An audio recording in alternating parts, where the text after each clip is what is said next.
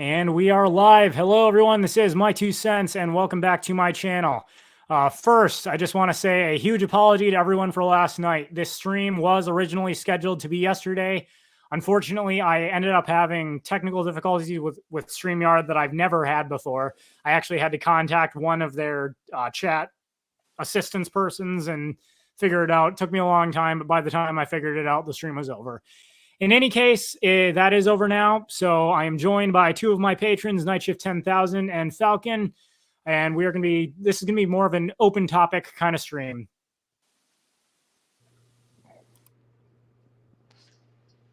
What's up, everyone? What's up? How's everyone doing? Oh, doing good so far. How about you? A bit tired. I mean, it's 2 a.m. here in Europe, but I still made it for the stream. Where in Europe are you from? The Netherlands. Oh, sweet. Yeah. So if I sound tired, that's probably why. All right. Mm-hmm. Well, we thank you very much for joining us all the way from the Netherlands. Oh, yeah. So, anyways, getting back to what I was saying. This is going to be more of an open topic kind of stream. I did want to open with a topic that I've wanted to make either a video or a short blurb about for a while. And that is, it's something that is broadly related to a lot of the red pill issues I've been talking about lately. And that is the question, can men and women just be platonic friends? You know, I have been in a couple tweet debates about this recently. And my answer to this is firmly no. However, I do believe the concept is more nuanced than just a simple yes or no answer. So I'm going to take a moment to more broadly jump into what I mean by that, and then I'll let you guys weigh in, and we'll see if anybody joins up to watch here and wants to weigh in on the subject. But hang on while I go ahead and share my screen.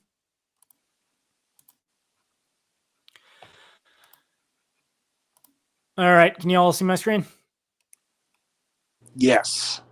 Okay, awesome. So the question has been raised and debated, especially among many of those men and women that are discussing gender-specific issues these days. That is, can men and women be platonic friends? Now, this was an article that was published in the Scientific American in 2012, but it basically says that research suggests that regardless of what people say about this, if you have a straight man and a straight woman that are building a friendship together, it is quite frankly a recipe for a disaster, because inevitably one party or the other is likely to have feelings for the other that they don't speak up about. And whether they admit to it or not, hope springs eternal. So even if one or the other person has said clearly that they don't believe that they don't want anything more than friendship, if there is one party to that friendship that secretly has feelings in that direction, the hope will spring eternal, whether they admit it or not. So I will go ahead and post this in the chat quick. And then that's my primary source, but I want to explain this a little more thoroughly because, as I said, I think, well, the answer is no. It's a more nuanced issue than can be answered in a simple yes or no answer. And to explain this, I'm going to use a concept I learned from the organization Focus on the Family. But basically, all friendships are broken down into one of three different categories. Category 1, acquaintances. Category 2, companions. Category 3, intimate friendships. So category 1 is self-explanatory, acquaintances. You have no idea who a person is, then you meet that person, you shake your hand, you are now aware of who they are. That person is an acquaintance. And most of the quote-unquote friendships we make in our life really do not expand beyond the acquaintance level. We meet people, we know who they are, but we seldom hang out with most of the people we meet or learn anything about them. Category 2 is a companion. This is someone like your friends at school or at work. These are people that you met not because you deliberately sought that person out and wanted to spend time with them, but because given the decisions you made and the decisions they made, your schedules happen to line up. You are in the same English class. You take the same bus across the city on Tuesday. You both work in the same office. These are people you see on a regular basis because your schedules coincide, but you don't seek to spend time with them otherwise. And you are obviously, it's preferable to be friendly with people you see on a regular basis, or when you take lunch breaks or things like that. You spend time together, you're cordial, and maybe even from time to time, you end up going to social events where these people are also present and you talk and are cordial from there. But the key thing to know about companionship is that once the mutual scheduling ends, the friendship comes to an end. When you graduate from high school, when you graduate from college and you go your separate ways, it is highly unlikely you're ever going to talk to that person again. And then finally, the third level of friendship, intimate friendships. This is someone that you not only spend time with because your schedules coincide, this is the kind of person that you deliberately seek out to spend time with using your free time. And a lot of experts will say you can't really have more than about 10, maybe 15 intimate friends at any given time, just because of how much effort it takes to actually seek out, spend time with, and invest emotional energy in a friendship that it takes to build that level of friendship. So when asking the question, can men and women be just friends? What I will say is this: men and women can be just acquaintances. Men and women can be companions. Men and women cannot be intimate friends. And it is my opinion that the scientific research has borne out, if you've got a heterosexual man and a heterosexual woman that are willing to invest the time and resources in an intimate friendship, it's pretty much impossible for them to do it without one party or the other developing stronger feelings for the other. And further, if that person wants to have a romantic relationship with someone else, it is highly unlikely that that someone else is going to be okay with them having such an intimate emotional friendship with another person. So that is the more, and I just ranted for several minutes there, but that is the full explanation of what I mean when I've made these arguments on Twitter. And from this point forward, anytime someone asks me that question, I am going to direct them to this stream. That is my explanation of why men and women cannot be just friends. In all likelihood, I just want to put this out there. In all likelihood, if you have a straight heterosexual man and a straight heterosexual woman that are quote unquote friends, they're more than likely friends with benefits, and they're more than likely banging each other on the side anyway. So no, that really crosses from friendship to like a lover's relationship, and so that also really more or less adds to it. And I will say that it doesn't always go like that, but in all likelihood, that's more than likely what's going on. So there is that. Mm-hmm. Phil, can you have any input? I mean, I agree as well. Although, of course, like you mentioned, there is some nuance to it as well. If one of them is very clear with boundaries and both have the exact same clear boundaries, then sure, but it can't really progress further than like the very intimate stage. Just close acquaintances, so to speak, just not further than that. Mm-hmm. And one thing I would add to this discussion, it is my opinion, again, this is something I can't necessarily definitively prove, but observing behavior, I think the reason people argue so vehemently otherwise is for one of two reasons. In general, women more so than men are likely to propagate this myth. The reason being, especially attractive women who have a lot of quote unquote male friends who are actually friends in scare quotes who are secretly trying to convince her to join a romantic relationship. They like to keep these so-called friends around. They know that their male friends are in fact interested in them. Yep. And they dangle just enough attention to keep hope open. Reason being, they know that their male friends will buy them things and solve their problems so long as they keep the door open. And to illustrate this, do either of you watch That 70s Show? Yes. Okay, there's that show is hilarious. It's one of my favorite comedies of all time. But I forget the exact episode, but it's one of the ones where Fez first tells Jackie he's in love with her. And Jackie ends by saying, "Fez, we are never, ever going to happen." And then she smiles and says, "But I'd like you to keep admiring me from afar and stay available just in case." And Fez just smiles ear to ear, and he's like, "Oh, Jackie, I will wait for you forever." But of course, the joke is that obviously she has no genuine desire to be with Fez. But she does she likes the fact that he gives her all this free attention. Women love attention from men, whether they want to date them or not. And she wants him to continue being willing to buy her stuff and give her attention and resources when it suits her. On the other hand, men who argue this way, that men and women can be just friends, are quite simply white knighting for the women that they say they are friends with to support their strategy of hopefully becoming a romantic partner someday. So the irony is they defend it in order to maintain their friendship status with the woman, but if they were just honest with themselves, that's not really what they're looking for. Yeah. That's basically my ex-wife in a nutshell right there too. Oh, well, I'm sorry to hear that. JC Armitage says, may I ask why you're asking this question? To summarize, I've gotten into a number of Twitter debates, X debates. That's something I've really had trouble adjusting to lately. And I don't know if I ever truly will, but whatever. Twitter is now X. And amidst a lot of the red pill topics I've been debating lately, that's one that keeps coming up. So I wanted to put a stream/video out there where I just fully explain what my views on the subject are. Mm-hmm. Star Raptor Flock also says, I disagree. One party can be an old woman and one a younger man, and they would most likely not develop romantic interest. Okay, fair enough. I also don't think that the younger man, older woman would necessarily develop an intimate friendship. I think that would probably be more of a companion thing. Usually you only develop friendships like that when it's either, your grandmother, someone you're related to, or perhaps someone you do chores for, that sort of thing.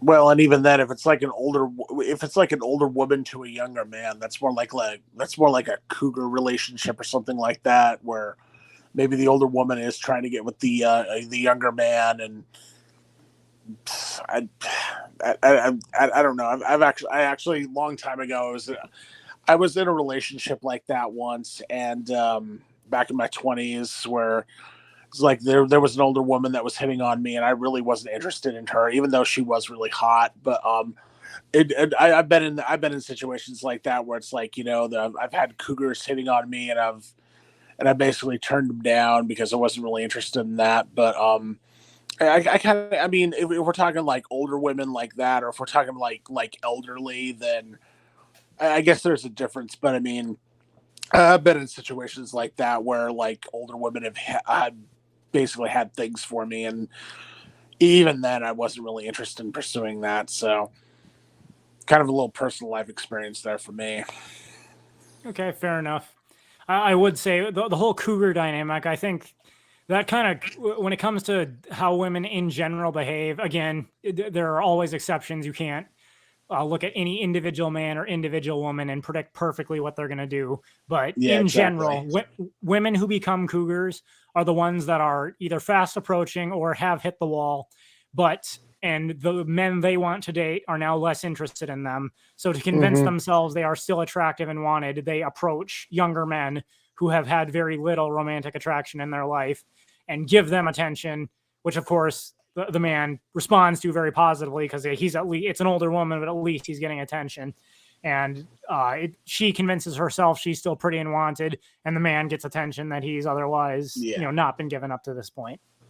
Yeah. No, when it comes to MILFs and cougars, it may seem tempting, but yeah, if you're a younger man, don't do it. You've got so much of your life ahead of you, and it's just, God, those relationships, you don't get out of them easily. So, yeah.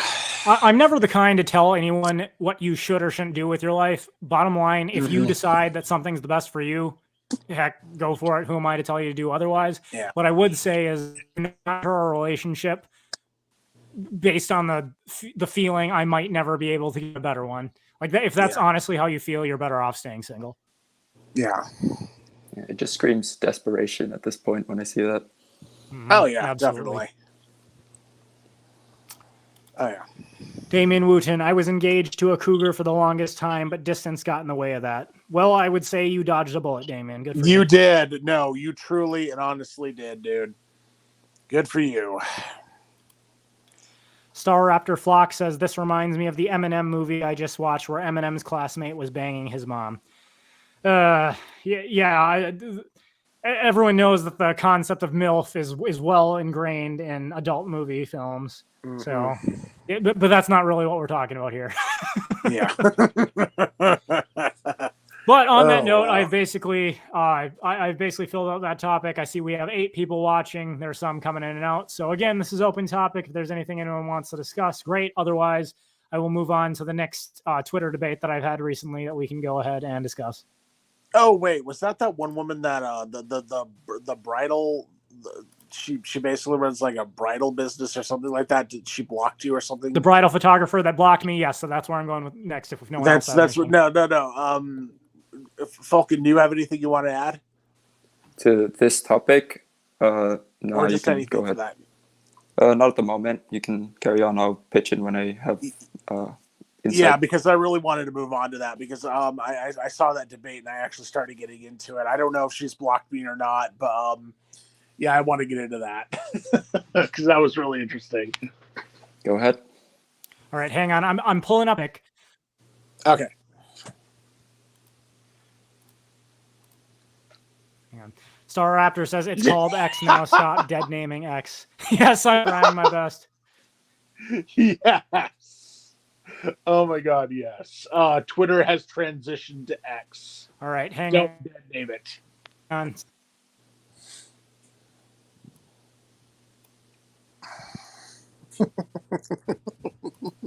That was a good one. All right, can everyone see my screen? Yes. Oh wait, no, still loading.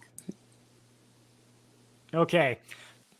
So this has set X, excuse me, not Twitter, X, Kelsey Taylor's complete relationship timeline.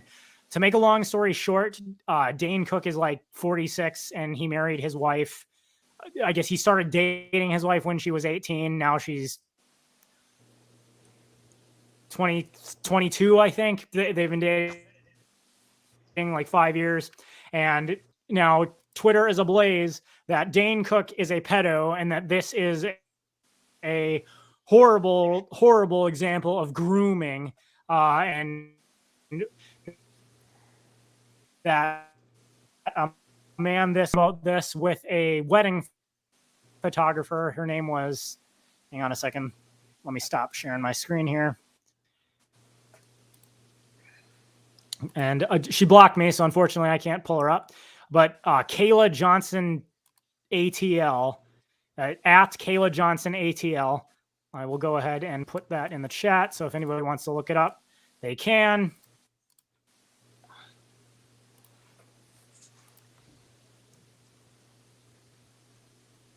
No, I agree with Damien. She's 18. Like, seriously, what is with these people? And she's 18. Well, basically, she's an here's adult. She can make her decisions. Exactly. And what's going on here is it some people will consider this kind of relationship gross. It's just not something that would interest them. And hey, that's totally fair. You're entitled to your opinion. What gets me is this. A lot of the women, in particular, this Kayla Johnson ATL and the others that were liking her post, were saying that this should be illegal. This is an example of grooming. That's the very word they used. And they said women should not be allowed to make these decisions because their brains are not yet fully developed. They are being taken advantage of by a creepy older man. Well, I want to point out a couple of things. One, all the women who say this seem to be almost or over the age of 30. So what's really going on here? Women between the ages of 18 and 22, studies have overwhelmingly shown that men of all ages, essentially until death, find women in their early 20s to be most attractive. That is a woman's SMV peak, as it's called. In the sexual marketplace, their value peaks in their early 20s. It's the time they are most attractive to most men. And while it's true that most women are not going to marry a man who's 46, 50 years old at that point, a man who has a very high SMV himself, maybe it's because he's a famous actor, maybe because he's rich, examples like Dane Cook, Leonardo DiCaprio abound, where young women choose to have relationships with these much older men because that man provides some value to them. And older women everywhere just freak out. They say this is illegal, this is immoral, it shouldn't happen. What's funny though, when those women go back in time, when those women were 18 to 22, they were happily accepting gifts and attention from older men. It's only once they themselves hit the wall and are no longer as widely desired by men that suddenly this becomes a problem. So what's really going on here? what's really going on is older women do not want dating competition from younger women, and they want the men that they want to be legally required to date them instead of dating younger women. So they freak out like this. But as is evident in the Twitter discussion I had, I pointed out, I said, okay, are you going to say girls that are 18 can't vote? Well, she never responded to that before she blocked me, but doesn't that follow logically? You said a girl who is 18 years old does not have a fully developed brain and therefore cannot make an informed decision with regards to whether or not she wants to date a 46-year-old man. Therefore, it seems if you're going to be consistent with your own logic, you should be arguing that 18-year-olds, women in particular, should not be allowed to vote. Of course, they're not willing to do that, which shows they don't even really believe their own BS. This is about one thing, and that is older women not wanting dating competition from younger women. Yeah, exactly. And you just know that Kayla Johnson girl and most of these women, they can deny it all they want. They make it like I think this woman was lying about when she was like, I'm happily taken and whatnot. How she said that to you, I think she was lying about that. Because you just know that these women, they actually do want the older guys that these younger girls are getting.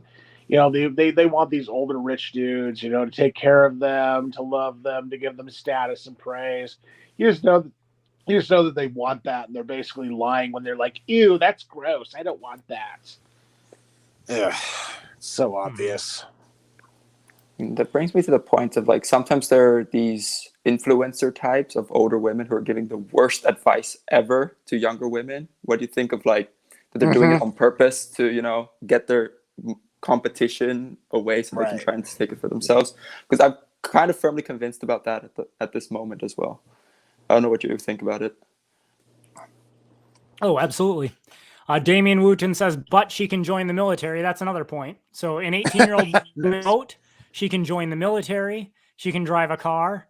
She can do she can make a little stupid decisions. She can take out a student loan for a degree in lesbian art history. But it's basically what she's saying is an adult woman can make any stupid decision she wants except dating an older man.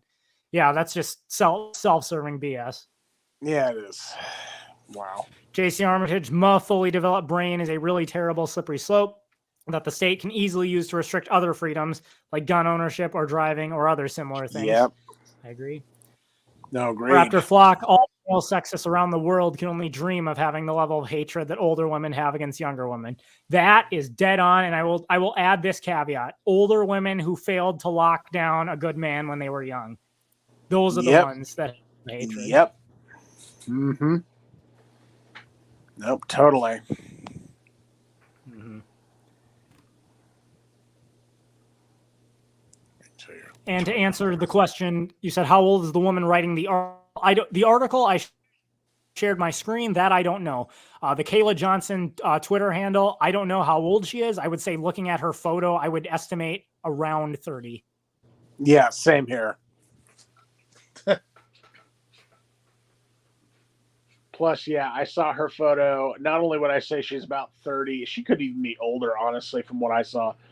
That girl is a 4 or a 5 at least. Or at most, I should say. Especially once a woman hits that decline phase somewhere around 28 to 34, it's very difficult to predict exact age. Yeah. Good makeup and quality photography can also be deceiving. Oh yeah, no, oh god, yeah. She more than likely had filters going on in that cover photo. So I mean, yeah, it wouldn't surprise me if she had cover photo or if she had filters going on there. So there is that. Mm-hmm. Now, on this topic, I actually do want to point something out. Star After Flock says they'd totes do that if they could get away with that without any major economic ramifications to add to their tax revenue. This is something I mentioned in a stream I did with Brass Vaughn a couple weeks ago. But obviously, I'm an anarcho-capitalist. I don't believe in democracy, period, and I believe voting is violence. So getting that out of the way. However, I think there is value to in having the discussion. Okay, democratic governments are evil, just like any government is evil. Well, let's ask the question. If we're going to have a democratic government, what is the best way to determine who should get the vote? My answer to that is twofold. You should not be able to vote unless you meet two conditions. One, you are a net taxpayer. Now, by that, I don't mean are taxes deducted from your paycheck. What I mean is that when you consider the amount of money that you pay in taxes compared to the amount of government benefits you receive from the state and divide by your total income, that is your effective tax rate. Are you a net taxpayer? In other words, do you pay more in taxes than you receive back from the state in benefits? And as Professor Anthony Davies has pointed out, when you do that calculation, only about 40% of Americans are actually net taxpayers. I mean, are there exceptions here and there? Yes. But when push comes to shove, really only the top 40% of earners or more are actually paying net taxes. So that would already eliminate the vast majority of the population. Number two, you must be subject to the draft. And for that, and obviously I believe the draft is immoral as well. It's a form of slavery. But my point is, if that's going to exist at all, if you're going to vote for leaders who are going to make decisions, basically two things should be true. You should not be able to vote to raise taxes if you yourself pay effectively no taxes. It is grossly unfair that you should be able to raise other people's taxes if you pay no taxes yourself. Further, if you are not subject to being sent to go fight and die in a war, you should not be able to vote to send other people to go fight and die in a war. And what's ironic is with only those two conditions being necessary to vote, it doesn't technically say anything about gender, but it would eliminate virtually 100% of the female population from voting. Oh, damn. Nice. Because think about it. Right now, under the law, women are not subject to the draft. How many women do you know who are going to voluntarily sign up for the draft? Oh, no. None. Exactly. And of course, when you consider the highest earners, let's face it, they're overwhelmingly men. And that's because of the decisions men make and about their jobs and careers. Is that to say there are no women who are high earners who would fall into that category? No, there are some, but they're definitely going to be the minority. Mm-hmm. It actually kind of reminds me of that meme that's going around on the internet. It's like it basically says it's like, you know, when women get the draft or when World War III starts and women start to get drafted, and it has this voiceover of this girl saying, I believe that men are superior to us. And then you hear her mother being like, so-and-so, stop it. And she's like, no, I believe that men take care of us and we must submit to them because they are our masters. It's kind of like that, actually. I can totally see that being the case. Oh, my gosh. JC Armitage, your point is duly noted. What's the best way? The answer is none, because the vote doesn't change what the state does to you. Granted, I'm not arguing that. The state is a totalitarian monster, and one way or another, it's going to take away your rights. I'm merely asking the question. I'm setting aside the question of the morality of the state and asking what would be a fair way to distribute the vote. Now, as Night Shift and I discussed earlier this week, people like Abraham Lincoln could care less what the vote actually says and are just going to do what they want. But oh, yeah. Solo Knight says, great, I needed some stimulus for a workout. Well, I hope we can provide it, assuming that means you're about to lift while listening to us. Best of luck to you, Solo Knight. I'll be right back. Okay, awesome. Now, here's a question for everybody watching, and Night Shift says, I'll be right back. I'll put it to you, Falcon. So when I do listen to podcasts while I'm working out, I have generally found that if I'm lifting and heavy weights and I'm trying to focus, it is not a good idea for me to listen to anything that's intellectually stimulating, because it'll take my focus away and I might hurt myself. So if I'm lifting weights, I have to listen to either mindless music or, you know, a podcast or an audiobook that I've heard 1,000 times before and I don't need to focus on a lot. On the other hand, when I'm doing cardio, running, biking, that sort of thing, it really helps me to listen to stimulating podcasts. So then I do listen to a lot of my favorite YouTube content creators, podcast hosts, that sort of thing. Because assuming you work out, do you listen to anything while you do? Just music. That's it. Like no podcast or anything, just music. So I can get into the rhythm, especially for cardio. I can run. I can find a track that, you know, matches the pace of what I'm doing, basically. Mm-hmm. And Solo Knight says he's doing cardio now. So yeah, that's in general, most people would rather listen to music than podcasts while they work out. I do pretty much, if I didn't listen to podcasts while I worked out, there's a lot of creators I would never be able to get all their content in. Anyone in the chat have a comment on that? Or I see we're up to 12 viewers now. Thank you, everyone.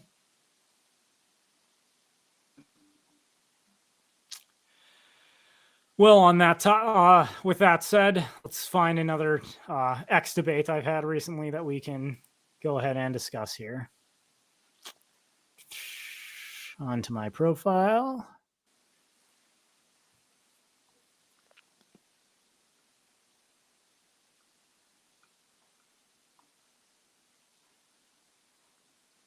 Oh, here we go. It's Kelly Diane. Let me go ahead and, I actually want to get this tweet up here, so I'm going to take a screenshot of it so that I can share it. All right, I'm back. Okay. We're moving on to our next Twitter debate topic. I am taking a screenshot here. Let's see if I can get this up.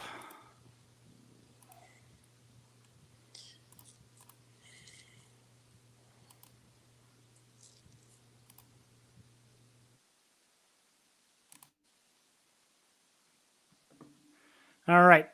So we got this tweet that came from the Twitter handle, It's Kelly Diane. The manosphere would absolutely hate my marriage. Divorced woman with 3 kids, ages 7 and under, obviously not a virgin, and in her 30s, married a single, never married, no kids, virgin man with a stable career as a sergeant in the military, with a reputation of integrity and responsibility, who prayed for a wife and family for 12 years and made no compromises until he found exactly what he was looking for. And he picked me in capital letters. They'll see even more when they see we're absolutely head over heels for each other and that he treats me like a queen and I honor him like a king. So, of course, I could not resist but to respond to this.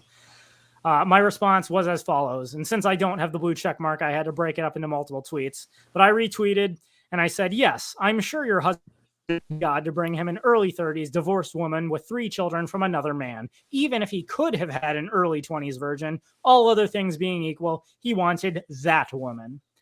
All joking aside, no one in the manosphere is claiming that men and women can't or shouldn't sacrifice certain preferences in order to have a relationship with someone who works for them. The point we are making is that these preferences exist and men do not owe women anything. For example, all other things being equal, women would prefer a man who is taller to a man who is shorter. This isn't right or wrong. It's just the way it is. However, some women will have to sacrifice this preference in their mate selection if they want to settle down. No one argues that the preference doesn't exist just because some women have to sacrifice it in order to settle down.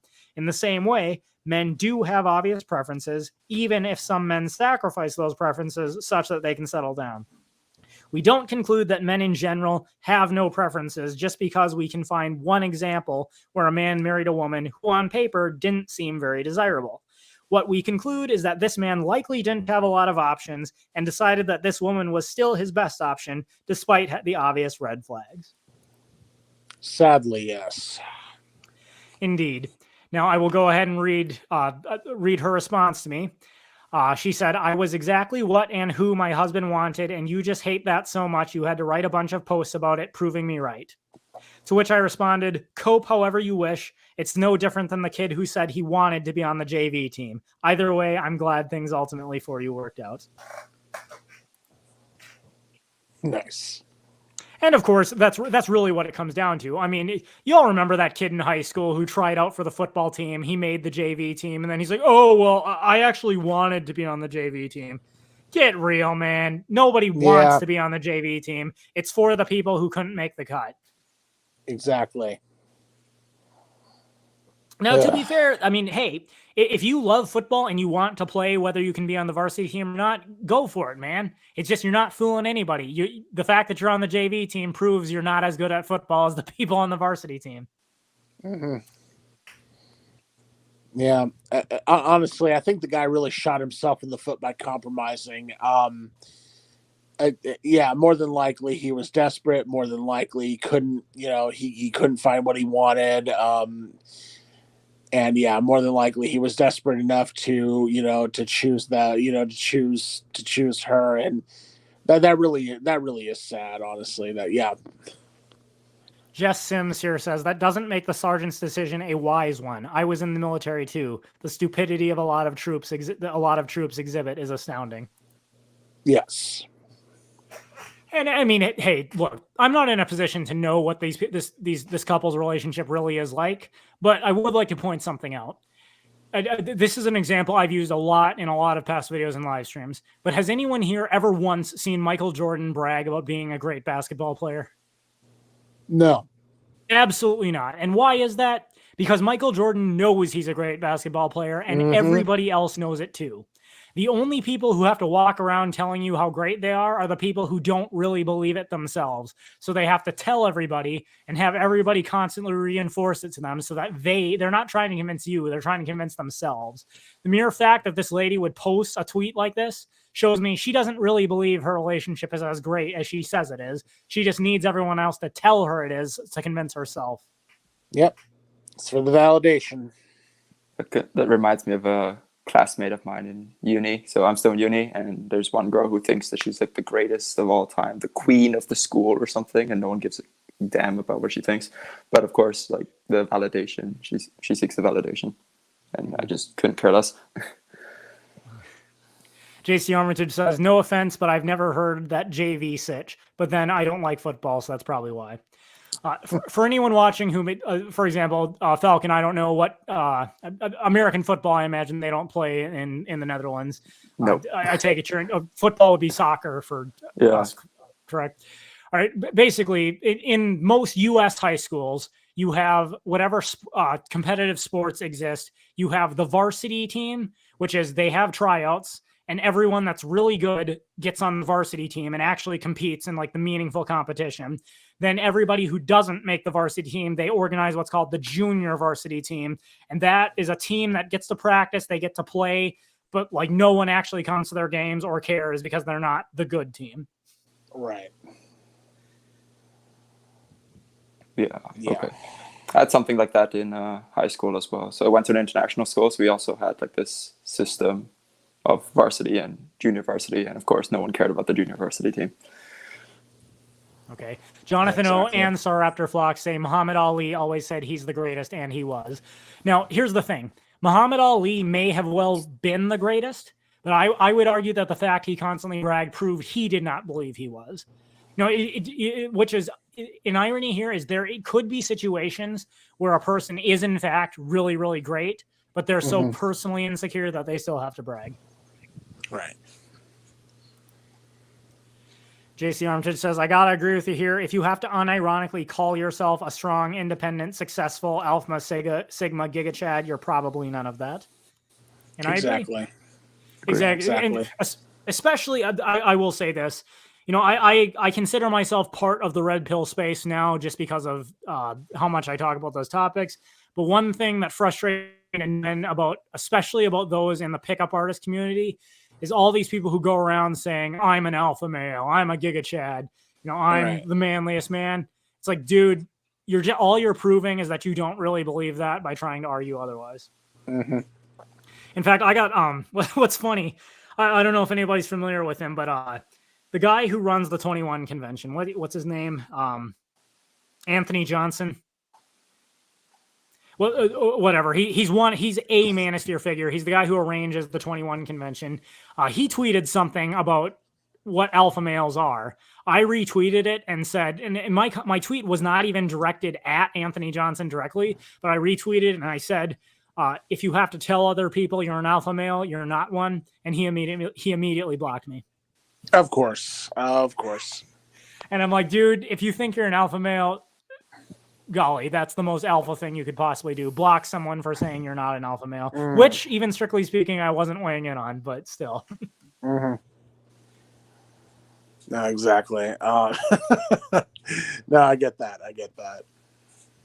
And honestly, you know, I did want to bring this up on the last one. It's just, you know, I do. I believe that the guy did compromise. I did believe he compromised on, you know, what he truly wanted. I mean, she can say that, you know, she can brag about it and say, you know, like, you know, my husband got what he wanted, but I don't believe that. And it you know, I'm going to say this.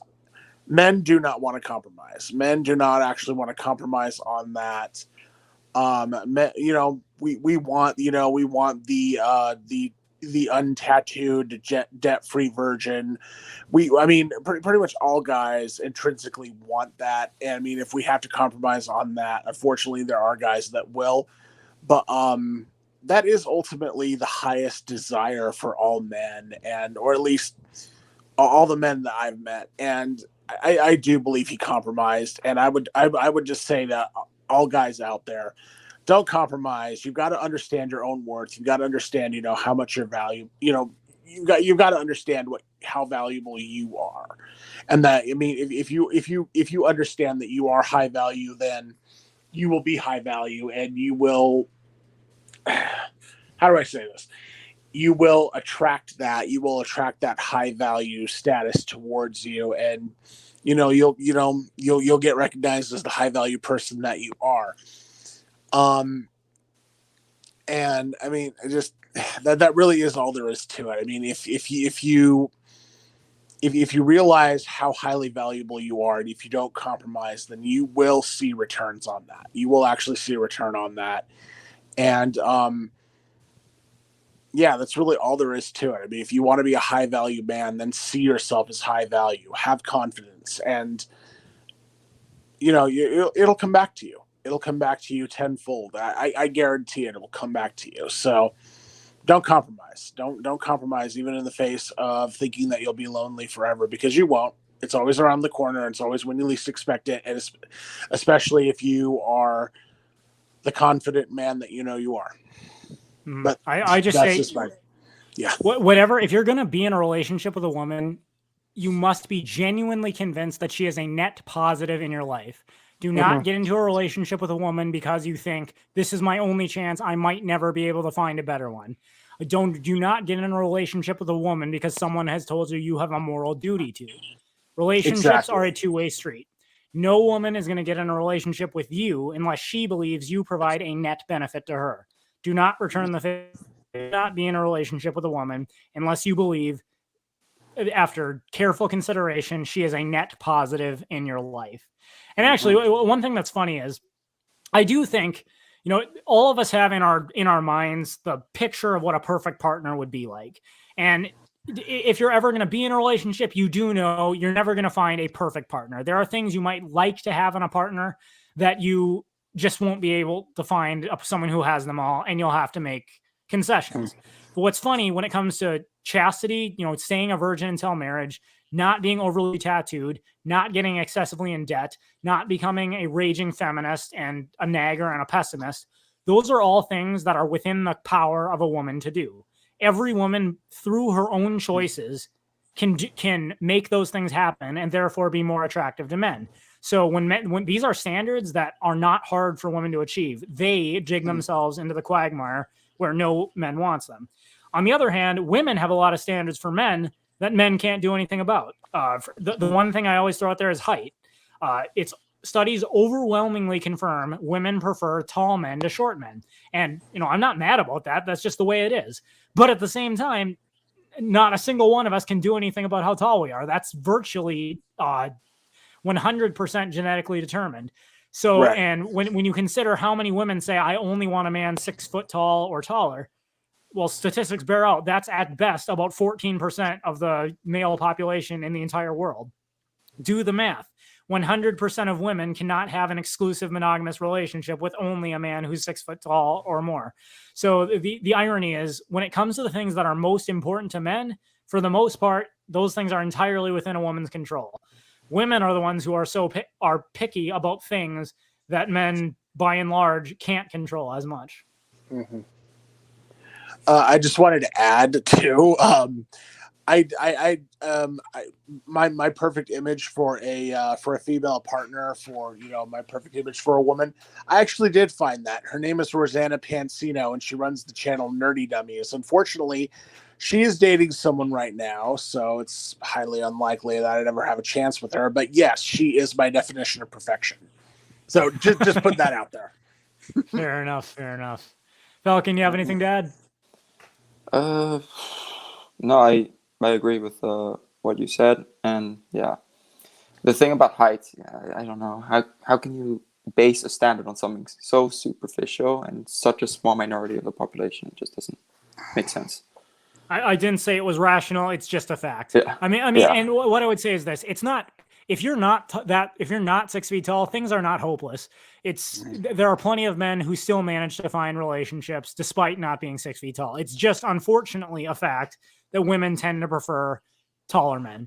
But one thing here, just before we get to Jonathan O's question here, I will add this. There are a lot of people in the incel black pill community who try to say, if you're not 6 feet tall, it's all over. No woman will ever be attracted to you. Stop pretending that you can actually get women.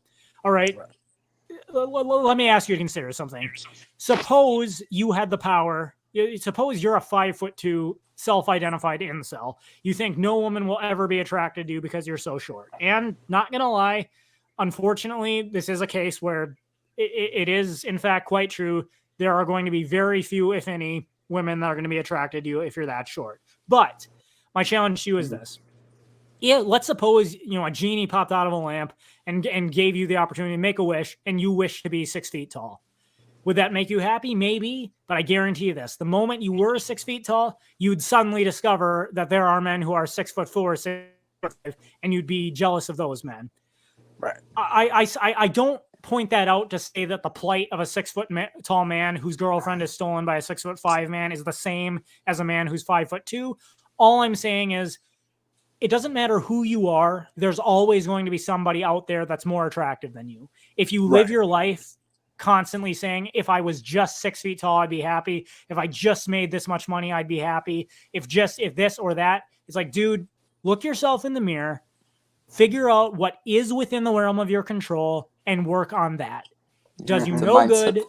It does you no good to spend time worrying about things that are simply outside your control. And further, even if you were 6 feet tall, there'd be someone out there who's taller than you. Yeah. You've got to focus on what is within the realm of your control. You won't, if you're the kind of person who constantly thinks, if I just had this, I'd be happy. I assure you, you will never be happy. John D. Rockefeller, one of the richest men who ever lived, when asked the question, how much money is ever enough? His answer was just a little more. Yeah. Mm-hmm. And now on to the. Okay, no, go. Get on to the question. It's all right. Okay. So Jonathan O asked the question, does my 2 cents believe in manifestation? I'm going to assume by that you are referring to The Secret, the sort of mystical psychological process of wishing things into existence. My answer to that is a firm no. There is absolutely no basis to believe that is true. And I would say this, if anybody's ever checked him out here, I'll post the name in the comments.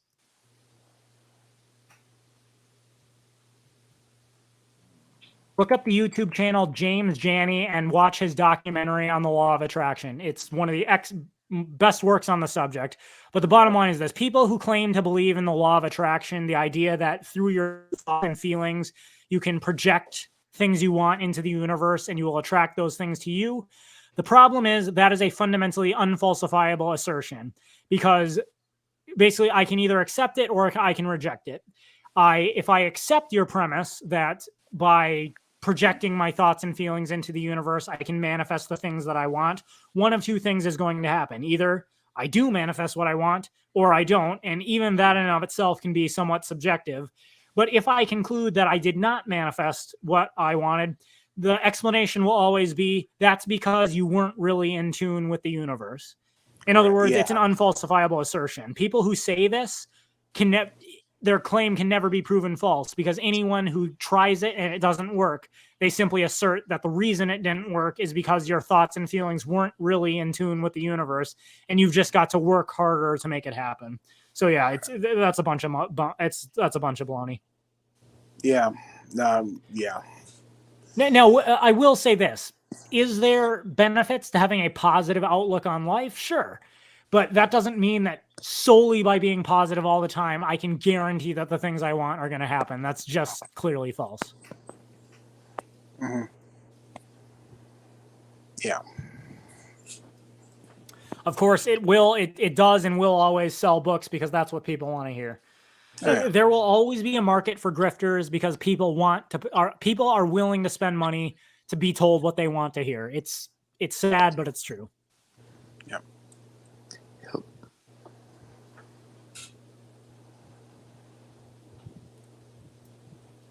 All right, getting to the final 10 minutes of the stream here, although we may go further if we have a decent conversation. Okay. Like what Damien said here, you're not 7 feet tall, 11 inches, make at least 6 figures, and are a model. Yeah. The standards women have these days are getting a little ridiculous. Admittedly, not everyone goes that crazy, but out of curiosity, who here has actually used dating apps before? Oh, you were gonna say something? No, I said no. Like, I have never used dating apps. Okay. I have never seriously used dating apps. I have done my own experiments with them. Just basically, everyone has an opinion on dating apps. I figured I'd better at least, facetiously try to use them just to see for myself whether or not what everyone says is true. So I have traveled for my real job. I travel quite frequently. I've gone to cities all over the country. I have created fake profiles on dating apps just while I'm bored to try and see whether, in this city, that city, is what everyone says about dating apps true? And the answer is absolutely yes. Doesn't matter where I go. If you get on any dating app and start looking at the profiles people have put up, it will not be long before you find female dating profiles that say, must be 6 feet tall, must make at least this much money. This is a ridiculously specific narcissistic female dating profile. It is hilarious. Yeah. And JC Armitage makes a point. They're probably filled with feds. Well, that's true. Yeah, no, definitely. I mean, and further, by my own admission, I created a fake profile just to see what was on the app. In all likelihood, I would say probably bare minimum 25% of profiles are fake, if not more. Definitely. Sometimes it could also be used as an ego boost, right? Oh yeah, let's see how many likes I have so I can see if I'm still Yep. good. And you know what? Honestly, I mean, you know what? I know I'm kind of going on the rant train here, but what I would say is also be happy for what you have. I mean, I myself personally, I am 5'11". I am probably not in the best shape I could be, but you know what? I'm happy for what I have. I'm actually happy for who I am. I'm happy for what I have, and you know what? To hell with it. So what if I'm not 6 foot? So what if I'm not like 6'5"? I don't really care. My height's decent. My looks are decent. I probably could be in better shape, but I'm working on that. And you know what? I'm happy where I am. I'm happy with the guy that I am, and I'm happy with the life that I've had. And there's probably some things that I would change. My marriage, probably I would have avoided that if I could have, probably. But even then, that made me a better person.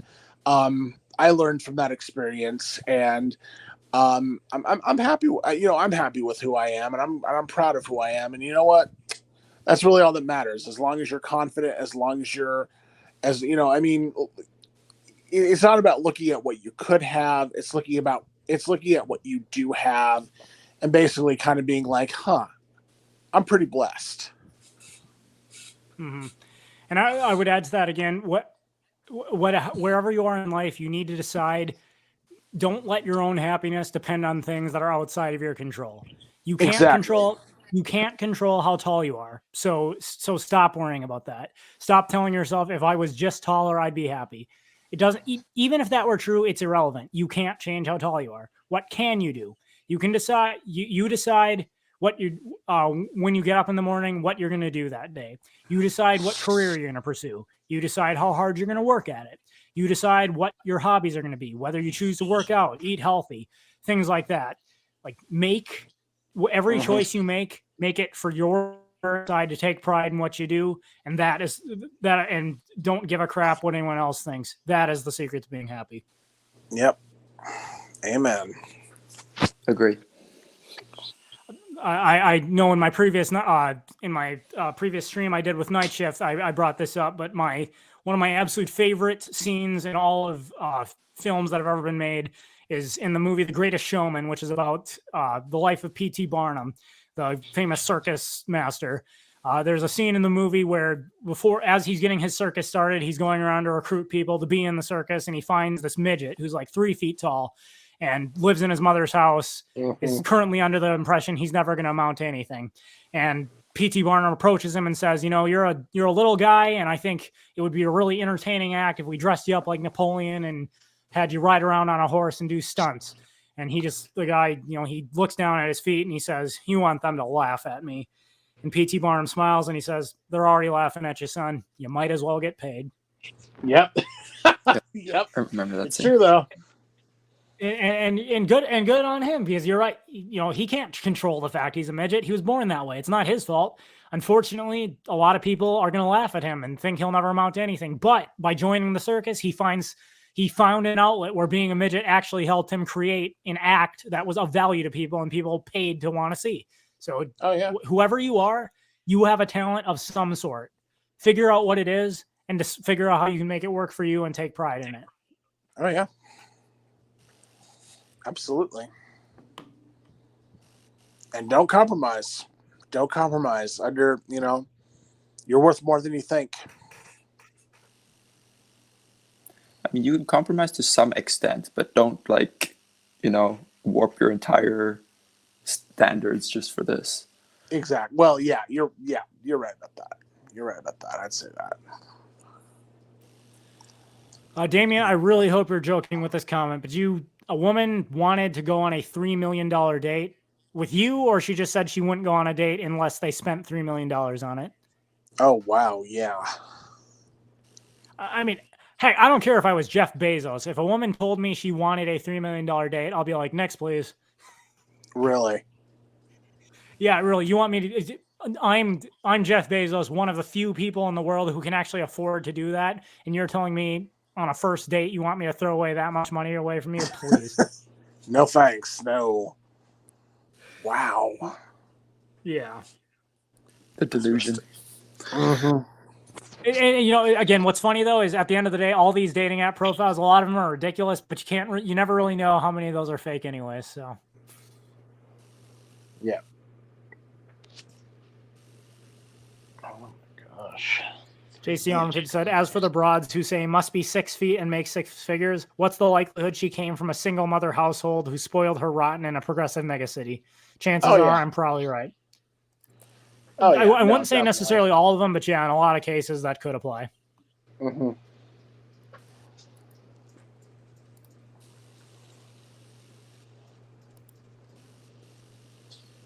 Oops. All right, coming up on the hour here. Anybody have a last topic for us before we close off? Oh, no. All right. Well, I know there is a delay between when I speak and when everyone watching the stream hears me, so I'm going to quick wait here to see if anything pops up in the chat. Uh-huh.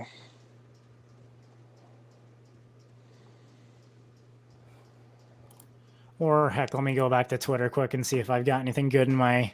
Excuse me, X. I apologize, Star Raptor Flock. Yes. X, not Twitter. Dead name, wee! Oh my goodness. What's happening? Actually, here's something funny. Okay, a Twitter handle by the name of Catholic Orca, at Catholic Orca, Catholic as in Catholic, Orca as in a killer whale, tweeted this, and it looks like Solo Knight retweeted it. He says it's got a picture from the movie Beauty and the Beast, and it said Gaston was a village hero. He provided food, rejected thoughts for a respectable woman, wanted to start a family, died protecting the village from a werewolf and his Stockholm Syndrome prisoner. # justice for Gaston. Holy shit. Oh, dude. Yeah. Love Beauty and the Beast. It is definitely a classic, but that is an interesting take. No, in fairness, it says rejected thoughts for a respectable woman. I don't think it's necessarily clear that he rejected the blonde bimbos that were running after him. That movie was G-rated. I'm willing to bet someone like Gaston probably banged them all and then just said he was going to marry Belle. And I don't blame Belle for saying, I don't want to be with that. To the argument, fair enough. He wanted to marry Belle, not the bimbos, but I don't think I think the fact that Gaston wasn't openly hooking up with the bimbos is only in virtue of the fact that that movie was G-rated. Yeah, true. Good point on that one too. JC Armitage says, didn't Belle constantly reject him though? Yes, that's the whole point of the movie. Now, in fairness, is Belle a victim of Stockholm syndrome? Kind of. There's an argument to be made there. There's another argument to be made that the Beast wouldn't have been nearly as attractive if he wasn't rich and lived in a castle. Also a fair point. Yeah. I will put this out there. If there is enough interest, I will do a live stream discussion where we won't watch the movie on live stream because that'd be copyright infringement, but we will do a full we will pull up the script and we will do a full analysis of the red pill lessons to be learned from the movie Beauty and the Beast if there is enough interest in that. I would definitely second that. I would love to be part of that. So yes. When this is over, I'm going to put up a poll on Twitter. If we can get, I don't know. I don't have a huge, except X, not Twitter. Again, I apologize, Star After Flock. I don't have a huge following, but everybody who can retweet it. If I can get at least a majority of votes that say they would like to see a live stream where we digest the movie Beauty and the Beast and go through the red pill lessons thereof, I will absolutely do that. Okay, beautiful. All right, with that, thank you everybody for watching. We're going to close it off here.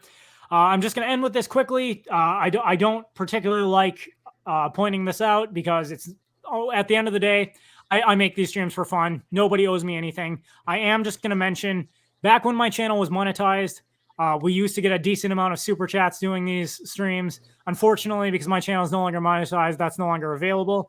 I do have a pinned message in the chat there. If you feel so compelled, again, you guys don't owe me anything. If anyone does feel compelled, feel free. You can leave me tips on PayPal, but again, push comes to shove. My channel's no longer monetized. There's nothing I can do about that. And I do this for fun, not because you guys owe me anything. You don't. I will just point that out if anyone feels so compelled. Thank you, Falcon, Night Shift. Thanks for stopping by. By all means, feel free to. You got something to say to everyone watching? Please do.